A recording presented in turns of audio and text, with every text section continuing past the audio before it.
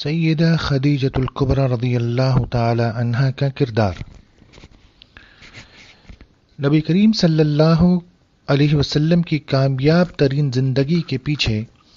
آپ کو حضرت خدیجۃ الکبریٰ رضی اللہ تعالی عنہا کا بے مثال ایثار اور تعاون نظر آئے گا۔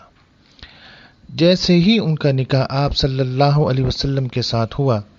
انہوں نے اپنا سارا مال نبی کریم صلی اللہ علیہ وسلم کے قدموں میں نچھاور کر دیا۔ آپ صلی اللہ علیہ وسلم جب کبھی کفار کی ایذا رسانیوں پر رنجیدہ خاطر ہوتے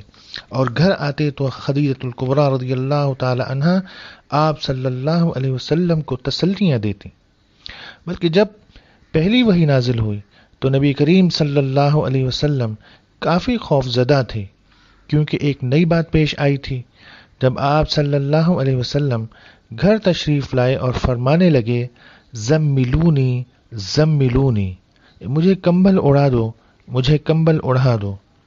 تو اس وقت نبی کریم صلی اللہ علیہ وسلم نے ارشاد فرمایا، لقد خشیت علی نفسی، کہ مجھے اپنی جان کا خوف اور خطرہ ہے۔ تو یہ بات سن کر خدیجہ الکبریٰ رضی اللہ تعالی عنہ نے عرض کیا، اے اللہ کے نبی، کلا واللہ ما یغزیک اللہ ابدا، ہرگز نہیں، اللہ تعالیٰ آپ کو رسوا نہیں کریں گے۔ انک لتصل الرحم وتحمل الکل وتکسب المعدوم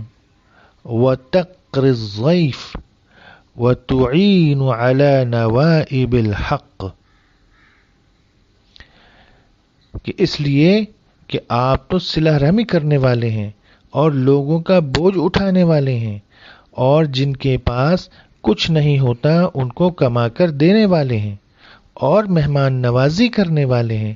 اور نیک کاموں میں دوسروں کی مدد کرنے والے ہیں۔ سیدہ خدیجۃ الکبریٰ رضی اللہ تعالی عنہا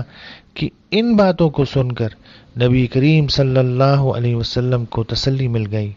یوں حضور اکرم صلی اللہ علیہ وسلم کی کامیاب زندگی کے پیچھے آپ کو بیوی کی شکل میں عورت کا کردار نظر آئے گا۔ اللہ تعالی ہماری عورتوں کو بھی اس طرح کے اخلاق نصیب فرمائے، اور ہم مردوں کے اخلاق کو بھی اللہ تعالی اچھا بنائے۔